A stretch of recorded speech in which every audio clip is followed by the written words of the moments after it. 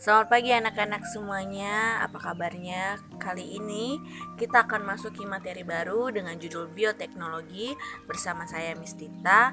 Untuk itu jangan lupa subscribe, like, comment, and share video berikut ini ya. Tahukah kamu sebenarnya apakah bioteknologi itu? Bioteknologi berasal dari kata bio yang artinya makhluk hidup dan teknologi yang artinya suatu cara atau alat untuk memudahkan manusia dalam memecahkan masalah atau membuat produk yang berguna. Bioteknologi dapat didefinisikan sebagai penggunaan organisme atau bagian dari organisme untuk membuat suatu produk atau jasa sehingga dapat mensejahterakan manusia. Bioteknologi mulai berkembang pesat sejak tahun 1857 setelah Louis Pasteur menemukan hasil fermentasi yang dilakukan oleh mikroorganisme. Pada tahun 1920, proses fermentasi yang melibatkan mikroorganisme sudah banyak digunakan untuk membuat larutan kimia seperti pembuatan alkohol.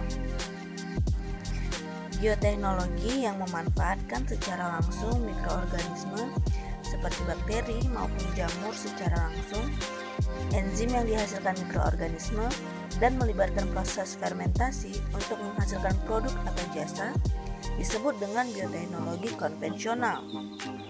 Contoh produk bioteknologi konvensional misalnya tempe, tape, roti, keju, dan yogurt. Seiring dengan perkembangan ilmu pengetahuan, bioteknologi juga terus berkembang menjadi bioteknologi modern. Dalam bioteknologi modern, melibatkan prinsip biokimia, biologi molekuler, dan rekayasa genetika.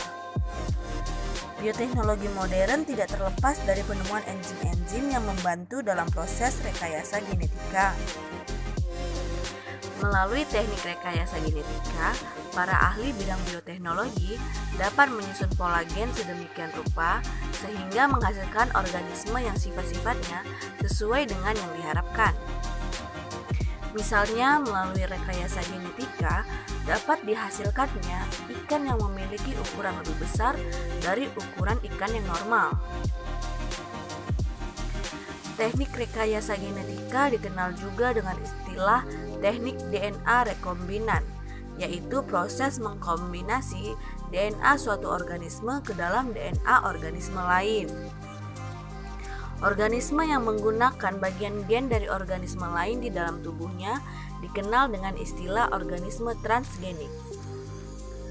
Tumbuhan, hewan, dan bakteri transgenik tidak hanya digunakan untuk keperluan penelitian, namun juga untuk memenuhi kebutuhan di bidang medis, pertanian, dan peternakan.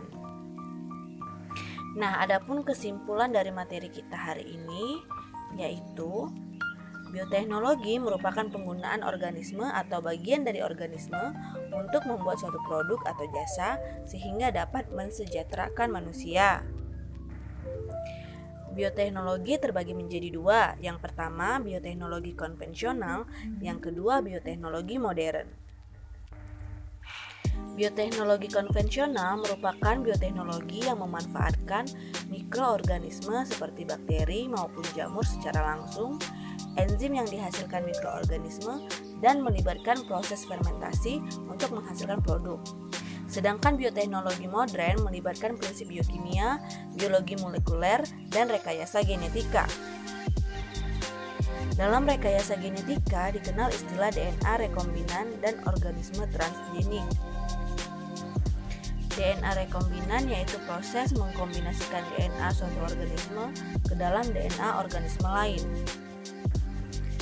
Dan organisme transgenik yaitu organisme yang menggunakan bagian gen dari organisme lain di dalam tubuhnya. Baiklah anak-anak, itu saja materi kita buat hari ini. Jangan lupa dicatat dan dikumpulkan melalui admin kelasnya masing-masing ya. Untuk itu tetap semangat belajar dan salam sehat.